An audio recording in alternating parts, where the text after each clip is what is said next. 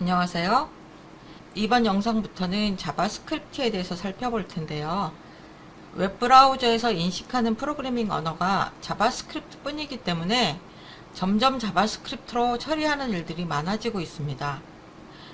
우리가 공부하고 있는 이 책에서는 자바스크립트 전체를 다루는 게 아니라 그 중에서 웹 화면과 관련된 일부 기능에 대해서만 소개를 드릴 거예요.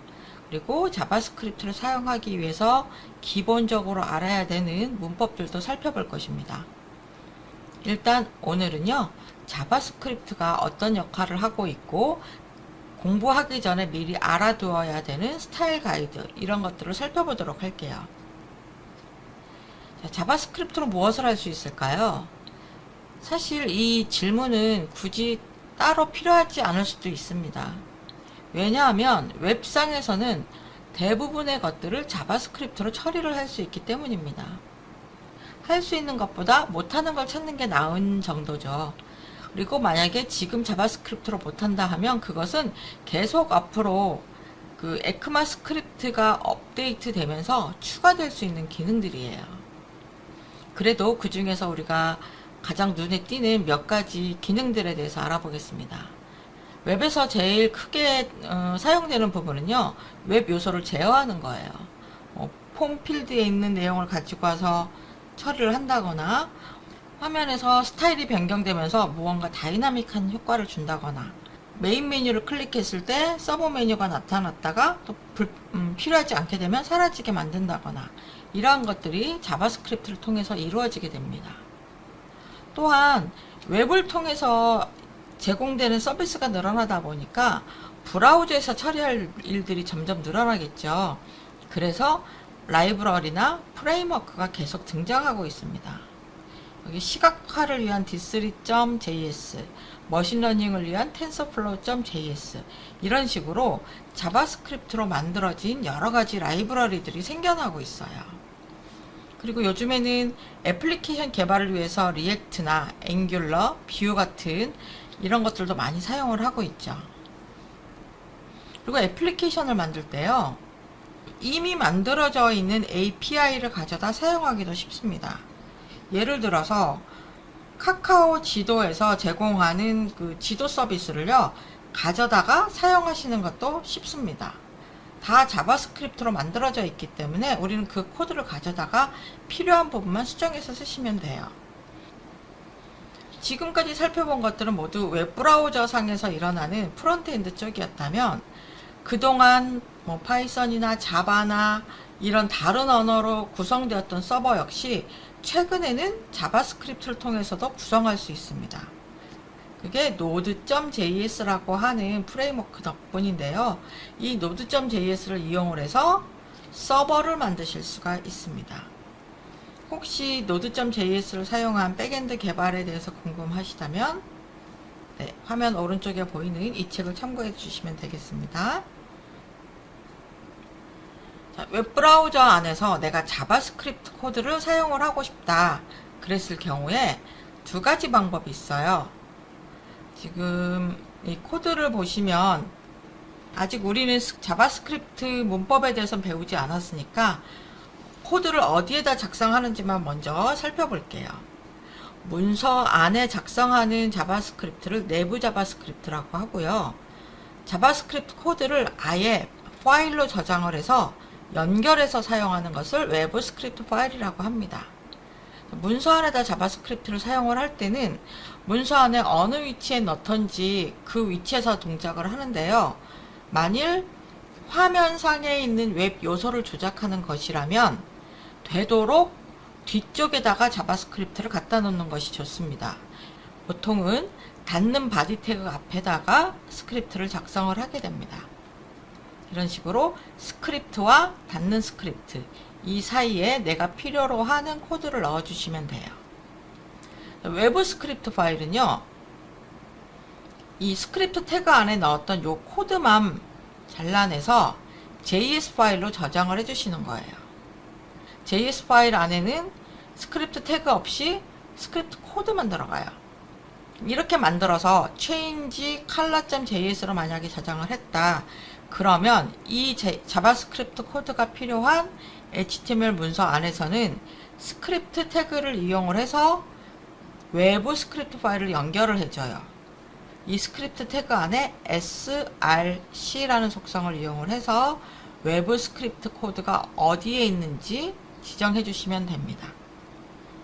src라는 속성을 잊어버리시면 안 됩니다. 그래서 왼쪽에 있는 코드와 오른쪽에 있는 코드는 똑같이 동작해요. 스크립트 코드가 문서 안에 있는지 또는 외부 스크립트 파일로 저장이 되어 있는지의 차이만 있을 뿐입니다. 외부 스크립트 파일로 해놓으면 같은 JS 파일이라도 여러 문서에서 사용할 수 있다는 장점도 있고요. 그리고 또 하나의 장점은 이 HTML 문서 안에서 스크립트 부분이 빠지기 때문에 훨씬 문서를 읽기가 쉬워집니다. 그리고 JS 파일을 이렇게 따로 저장을 할 경우에는 필요한 기능별로 따로따로 파일을 만들어서 연결해서 사용하시는 것이 좋습니다. 예를 들어서 문서 안에서 3개의 기능이 필요하다. 스크립트를 이용을 해서 3가지 기능을 만들 것이다. 그러면은 JS 파일을 3가지를 만들어서 필요한 기능만 링크해서 사용하시는 게 좋습니다. 그래야 나중에 그 기능을 수정할 때도 기다란 코드를 다 훑어볼 필요 없이 해당되는 파일만 열어서 수정할 수 있겠죠. 자, 자바스크립트에서 기본적으로 사용하는 입출력 방법을 알아보도록 하겠습니다. 이 입출력 방법을 미리 설명드리는 이유는 앞으로 우리가 스크립트 코드를 작성하고 테스트를 해보게 될 텐데 어떤 값을 넣거나 그 처리가 끝난 결과값을 확인하거나 할 때 일단 이 방법을 알고 있어야지 그걸 확인할 수가 있겠죠. 그래서 간단한 입출력 방법에 대해서 알아보도록 하겠습니다. 우선 간단한 자바스크립트 코드는 VS 코드가 없어도 바로 브라우저에서도 확인할 수 있어요. 브라우저에서 유일하게 인식하는 프로그래밍 언어가 자바스크립트라고 했죠. 이 브라우저 안에는 자바스크립트 그 코드를 해석할 수 있는 프로그램이 들어있기 때문입니다. 한번 보여드리도록 할게요. 웹브라우저에 접속한 후에 주소 표시줄에 about blank라고 입력을 해주세요. 그럼 이제 빈 화면이 나타납니다. 그리고 Ctrl Shift J 또는 웹 개발자 창을 연 후에 콘솔 창을 열어주세요. 이 콘솔 창에다가 자바스크립트 문장을 입력을 하면 자바스크립트 코드를 입력을 하면 그 결과를 바로바로 확인하실 수가 있습니다. 자, 기본적인 입출력 방법 몇 가지를 살펴볼게요. 가장 많이 쓰는 게 alert라는 문입니다. alert는 알림창이라고 흔히 얘기를 하고요. alert 함수를 사용을 합니다. 그리고 괄호 안에 있는 내용을 알림창으로 띄워줘요. 이따가 저희가 문자열로 안녕하세요 라고 따옴표를 함께 넣어 보겠습니다. 엔터를 누르면 이렇게 알림창이 뜹니다. 간단한 팝업 창이 떠요. 이 alert 문을 사용한 알림창에는요 확인 버튼 하나밖에 없습니다. 이렇게 문자열을 넣으실 수도 있고요. 3 곱하기 4 이렇게 하면 그 수식을 처리한 결과값도 볼 수가 있습니다. 이게 alert 문이에요. 이런 비슷한 창이 하나 더 있어요. confirm이라고 하는 확인창이라고 제가 번역을 했는데 안녕하세요라고 넣어보면 확인과 취소가 나타납니다. 이 창이나 알림창의 경우에는 어떤 내용을 보여주는 게 주 목적이라면 confirm 창은 사용자한테 확인이나 취소 둘 중에 하나 값을 선택할 수 있게 합니다. 보통 언제 쓰시냐면 정말 삭제하겠습니까? 이런 식으로 사용자에게 확인을 할 때 네, 확인을 누르면 삭제를 할 것이고 취소를 누르면 삭제를 하지 않을 거예요. 확인을 누르면 true라는 값이 나옵니다. 똑같이 입력해서 취소를 누르면 false라는 값이 나와요. 이 confirm 창에서 확인 창에서 확인 버튼을 누르는지 취소 버튼을 누르는지는 이 결과값을 보고 판단할 수 있습니다. 결과값이 true이면 사용자가 확인 버튼을 눌렀구나. 결과값이 false이면 사용자가 false 버튼을 눌렀구나. 그래서 그 값에 따라서 삭제를 하거나 삭제를 하지 않거나 뭐 이런 것을 실행을 해주시면 돼요. 이렇게 사용자로부터 확인을 받고 싶을 때는 confirm이라는 걸 이용하시면 돼요. 그리고 여기 보이는 콘솔 창이 너무 지저분하다 그러면 위에 있는 아이콘 눌러서 깨끗하게 지우실 수가 있습니다. 자, 방금 살펴본 alert와 confirm은 내용을 화면에 보여주는, 출력해주는 역할을 했다면 사용자한테 어떤 값을 받게 하고 싶다. 그랬을 때 사용하는 함수는요. prompt라고 하는 함수입니다. prompt라는 건 터미널 창에서 깜빡깜빡하는 어떤 명령을 기다리는 그것을 prompt라고 하잖아요. 이 prompt 함수 역시 사용자에게 값을 받기 위해서 대기하는 창입니다. 이 안에다가 이름을 입력하세요 라고 따옴표와 함께 넣어보겠습니다. 그럼 이렇게 프롬프트 창이 나타나면서 텍스트 필드가 하나 생겨요. 제가 제 이름을 넣어볼까요? 그래서 확인을 누르면 결과값은 고경희가 됩니다.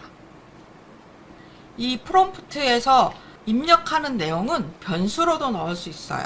아직 변수는 안 배웠지만 제가 여기다가 name이라는 변수를 만들고 프롬프트 이름을 입력하세요 이렇게 하면 프롬프트 창이 나타나죠. 제가 여기다가 도레미라고 하고 엔터를 눌러 보겠습니다.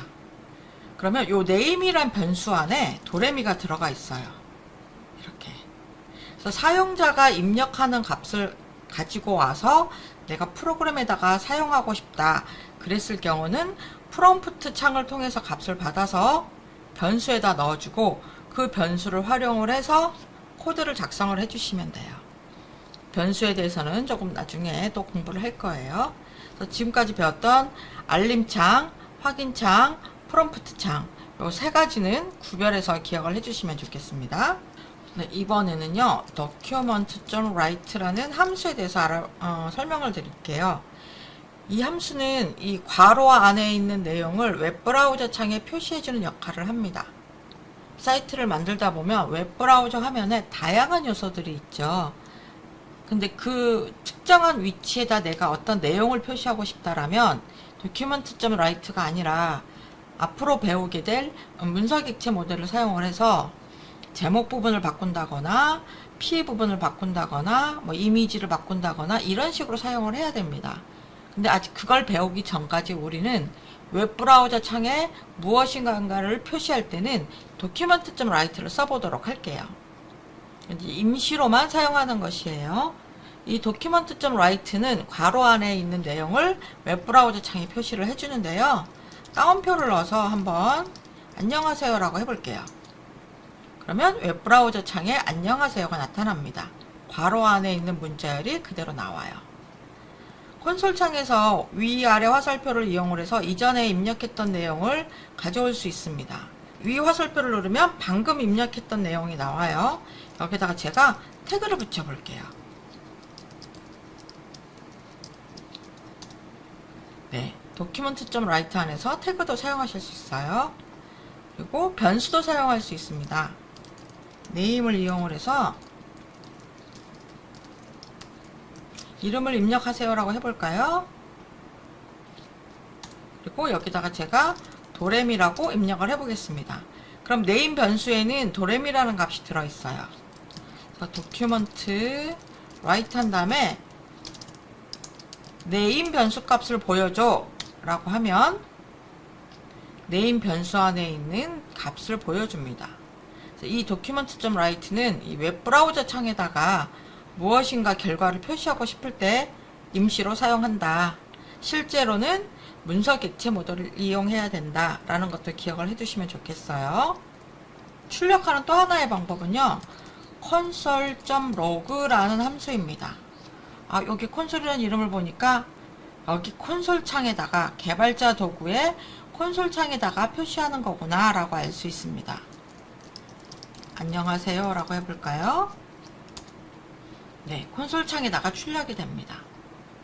이 console.log는요 코드를 작성해서 프로그램을 만들었는데 갑자기 중간에 동작하지 않는 부분이 있어요. 그랬을 경우에 중간 단계에 어떠한 값들이 출력되는지 확인할 때 많이 사용을 합니다. 콘솔 창에다가 바로바로 그 결과값을 보여주기 때문에. 마찬가지로 콘솔 로그도요, 변수값을 표시하실 수도 있고요, 이 안에서 직접 어떤 수식을 넣으셔도 됩니다. 자, 네임에는 아까 저장해 놓은 값이 들어가 있으니까 도레미라고 표시가 돼요. 앞으로 우리는 뭐 콘솔 로그나 document.write나 프롬프트나 이러한 것들을 이용을 해서 코드를 연습해 보도록 하겠습니다. 자바스크립트를 공부하시다 보면 스타일 가이드나 코딩 컨벤션이나 이런 말씀들을 듣게 될 거예요. 이게 무슨 뜻이냐면, 우리가 코드를 작성할 때 서로 간에 지켜야 될 약속이라고 생각을 하시면 좋아요. 나 혼자만 보는 코드라면 그다지 이런 스타일 가이드가 필요하지 않을 수도 있지만, 이 코드는 여러 사람들이 협업으로 이루어지는 경우가 많습니다. 내가 작성한 코드를 오픈소스로 만들어서 다른 사람에게 공개하는 경우도 있죠. 그래서 다른 사람들이 봤을 때도 쉽게 코드를 이해할 수 있도록 하려면 깔끔하게 작성하는 게 좋겠죠. 규모가 큰 회사의 경우에는 자바스크립트 스타일 가이드가 미리 만들어져 있는 곳들이 있어요. 들여쓰기는 2칸으로 하자, 따옴표는 큰 따옴표 말고 작은 따옴표를 쓴다, 변수 이름은 이러이러한 식으로 결정을 한다, 뭐 이런 약속들이 되어 있어요. 근데 그게 아니라 나는 지금 혼자 공부를 하고 있는데 일반적인 스타일 가이드가 알고 싶다 그랬을 경우에는 구글 자바스크립트 스타일 가이드나 에어비앤비에 있는 자바스크립트 스타일 가이드를 참고하시면 좋겠어요.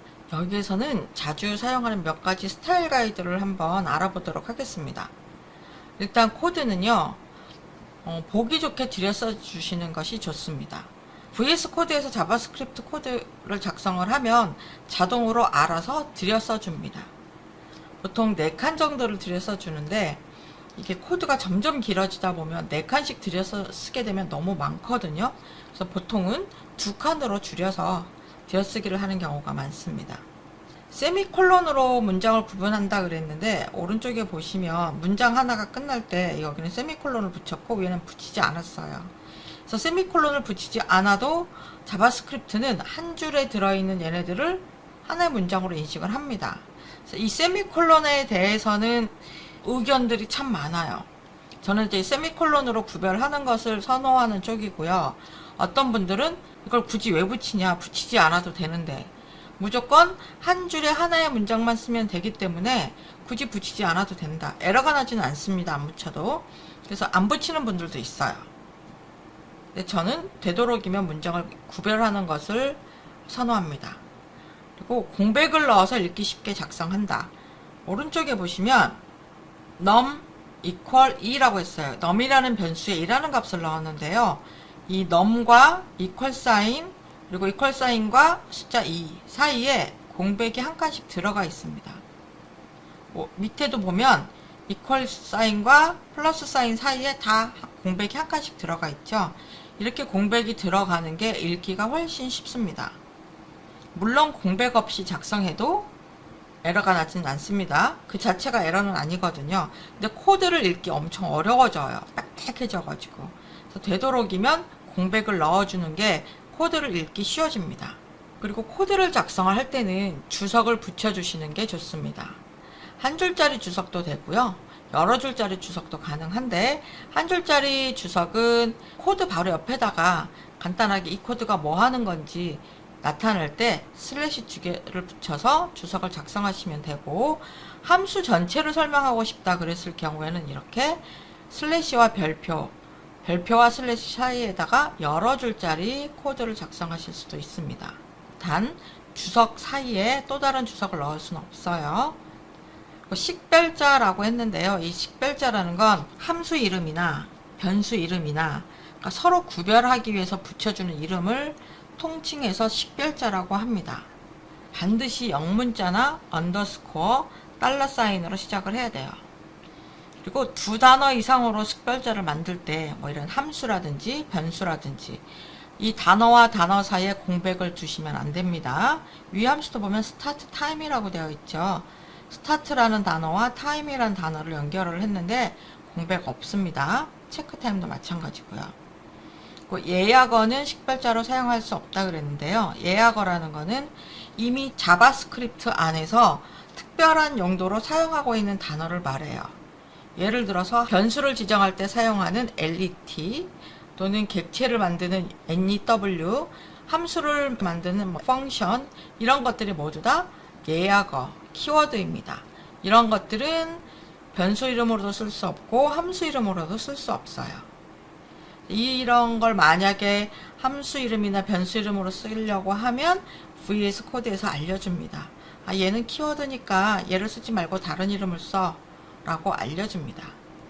네, 오늘은 이렇게 해서 자바스크립트 코드를 문서 안에 작성하는 법 또는 외부 파일로 작성하는 법, 그리고 코드를 앞으로 연습해 보기 위해서 기본적으로 알고 있어야 되는 입출력 방법, 다음 코드를 작성을 할 때 이 정도는 지켜줬으면 좋겠다 하는 스타일 가이드, 이런 것들에 대해서 알아봤습니다.